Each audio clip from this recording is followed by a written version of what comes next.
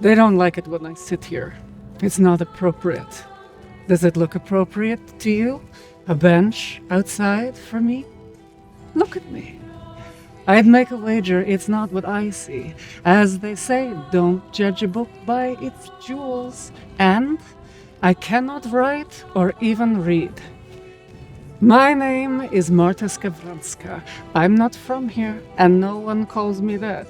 People don't use a name for me. Oh, Peter used a name. I'll tell you what they call me. But first, I come to be grateful every day for what I have become. To sit amongst you, the common people. To remember with you what I was. A slave. Yeah? A slave, a servant, a plaything for men. And now I am Russia. The motherland is mine.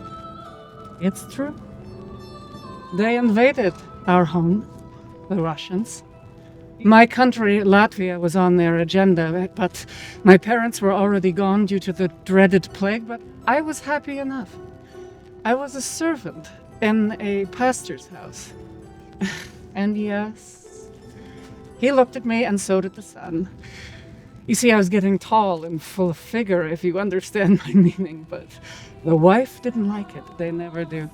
So they married me off to a Swedish soldier, Johan. It lasted 8 days. The Russians invaded. My husband was drafted elsewhere, and he didn't take me with him. So, the Russians. First, it was General Sheremetyev, very powerful man. I served in his army as a laundress, and then I served some more. And then came Alexander Menshikov, Tsar Peter Romanov's best friend. He purchased me. He was okay, is okay. You see, he was like me. He came from nothing, and he liked me a lot. I've known him for a long time. And so they took me away. I had to abandon my country at 18. They took me to Russia, to St. Petersburg, Tsar Peter's new capital built on the backs of his people. And he walked into my life. It was 1703. I was serving in Menshikov's house in more ways than one the day that Tsar Peter came to dinner. I'll never forget it. First of all, it's not every day that the sovereign of the greatest country in the world comes to dinner, but Peter, he was the most beautiful thing I'd ever seen. 6'9" and muscular, and an energy from another world. Vision, enthusiasm, someone you could follow to the end of the earth. And he looked at me in that certain way. He kept visiting. He gave me a gold ducat the first time. For an illiterate slave girl, this was quite something. I didn't expect more. Well, I never have. I never expected anything in my life except survival. Even in the greatest courts of Europe, I didn't expect to be treated like a bona fide royal. I had no ambition to dominate anything, not like that other Catherine of the future. Peter stayed longer and longer, and Menshikov dressed me in finer and finer gowns.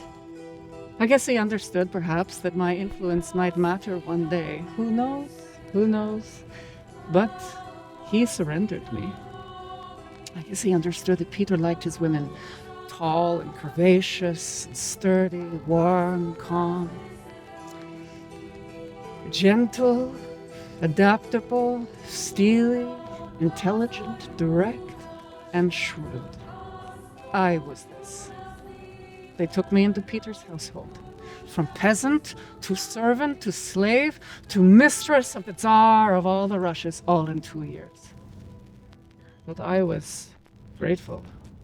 When life is that hard and that heartbreaking and unpredictable, any potential stability is sent from God alone.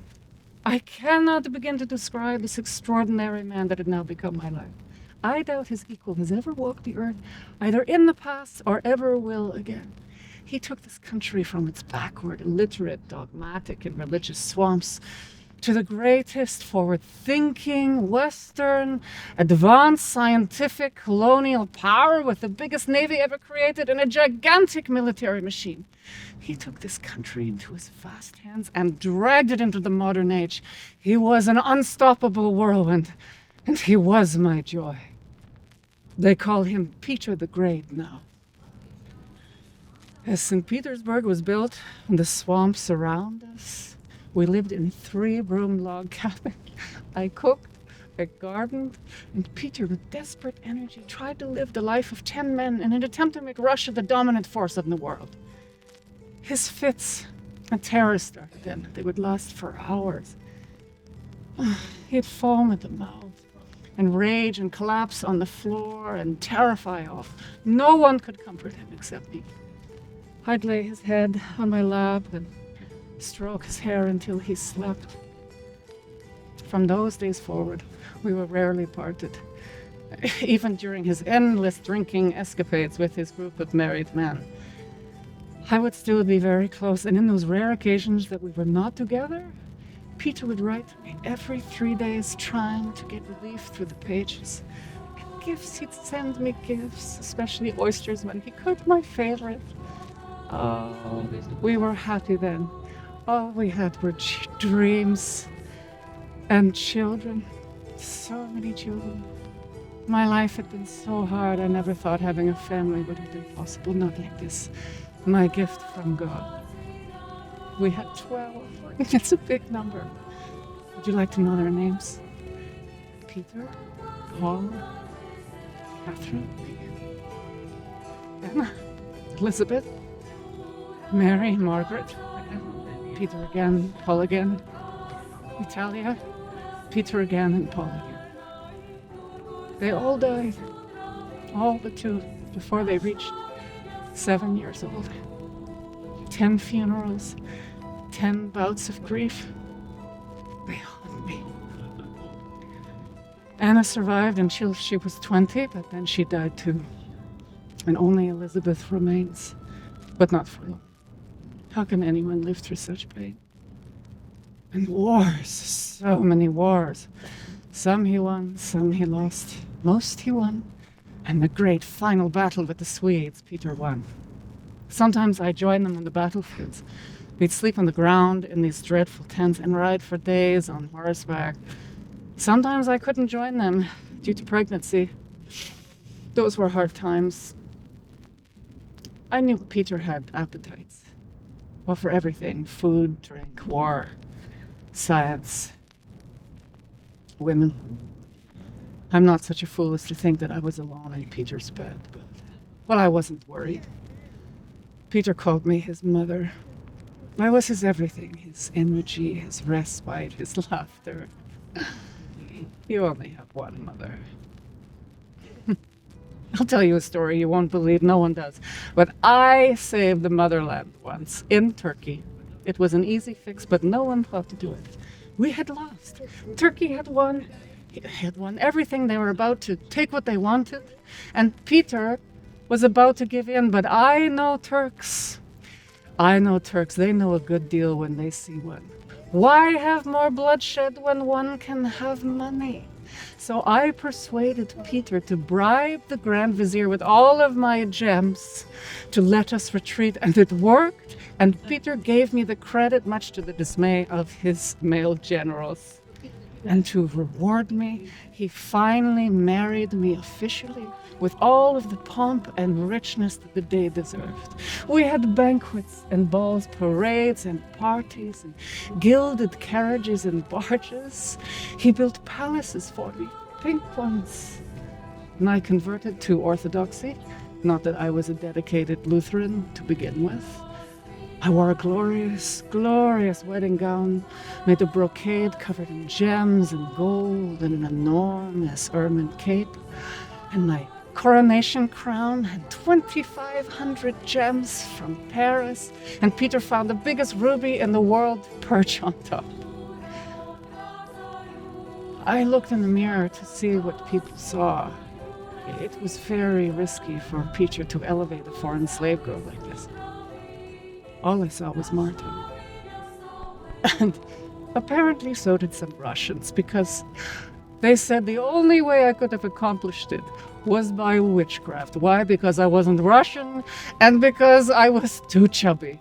I think Peter liked chubby. But life doesn't continue in one happy direction, does it? I've avoided talking about this. Peter's son, Alexis, not by me, but by Peter's first wife, Evdokia. I think what happened with Alexis was the beginning of the end for Peter. You can only handle so much stress. Alexis was his greatest sadness, his greatest failure. Alexis was the complete opposite of Peter in every way. It was almost comical. You couldn't wish for a worse son for such a man. Alexis was dull and quiet and deeply religious, and backward, lazy, uninterested, and he wanted Russia to return back to its archaic ways. He hated everything Western. Peter had no capacity to understand how to raise such a wretched child, so he did it the only way he knew how. And he ruined Alexis a little more every day. And the crescendo of the story is that Alexis rebelled. He defected to Vienna to escape Peter's demands. Peter captured him, returned him to Russia, and proceeded to have him tortured. It was common knowledge that Alexis was trying to overthrow Peter's reign. I tried to intervene. Even if your child is profoundly disappointed, you cannot withstand what Peter was doing to Alexis's life. But it was too late. Alexis died under torture, and that was it. Peter couldn't survive it. Over time, Peter's health started to deteriorate. It was never robust, but now the world weighed heavy on him, and his fits became a regularity. I must confess that I fear I've made myself out to look perfect. I am not perfect. At this time, Peter and I had difficulties. I was yearning for happier times. At court there was a young man named Willem. He was foreign like me. He was beautiful. He was charming, charismatic. We became friends. He was funny. I'm usually a very alert and aware person, but in this case I lost perspective. I gather it became common knowledge that Willem was selling influence. To the highest bidder, he'd grant access to me and through me to Peter. I was a naive conduit to power. I was completely unaware.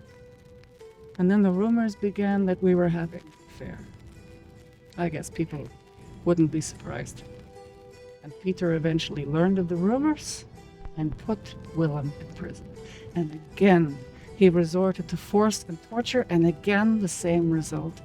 Willem was killed. I begged for his life, but for the second time in my marriage, I couldn't persuade him. Peter believed I had been unfaithful, which wasn't true. Believe what you would. We didn't talk for months. It was a very painful and confusing time. Waited and waited. I finally went to him and begged for forgiveness. Slowly, we became again the partners we once were. Within a month, Peter's health started failing. At 53, he had become an old man. He had depleted his seemingly endless stores of energy with war and little sleep, drinking, and tragedy. He took part in some naval exercises. He jumped into the sea to save an overpowered sea. And he took to his bed with fever. He had gangrene bladder and delirium. I could barely stand to hear his screams. I couldn't help him. This mountain of a man withered before me. As he took his final breath, he said, "I give it all to..." A sentence never to be finished. He was gone. My life. The father of the land was gone. All that was left was its mother. Menshikov, the boyars, the army, the people, they all rallied around me. And at age 42, I was chosen to become the first female monarch of this great country. Voltaire has said of me that my life is almost as extraordinary as Peter's himself. So as promised, I'll tell you what they call me now. They call me Tsarina Catherine I, Empress of all the Russias. Look at me.